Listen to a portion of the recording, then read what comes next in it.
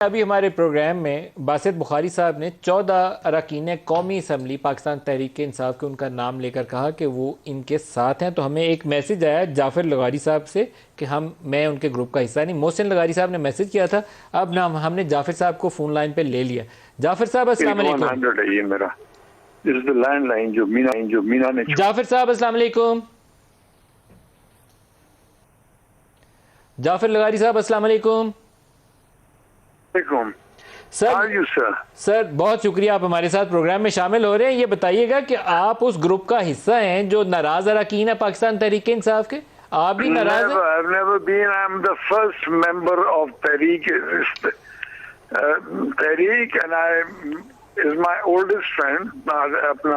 और मेरे घर में आके मैंने 9 मेंबर मिलाए इनको, जो हमारे राजनपुर और DG Khan total. I am with him, I am with Imran, that's all.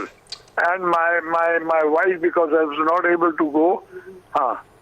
So Imran को लिख के दिया sir in writing.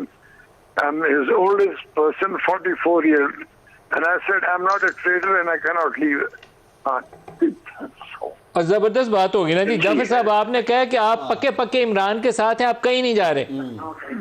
बिल्कुल, इमरान को खुद पता है।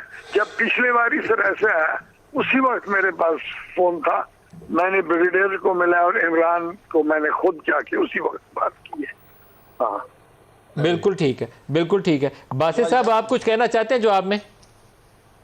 बस sir, Imran is ji one of the most honest person ji.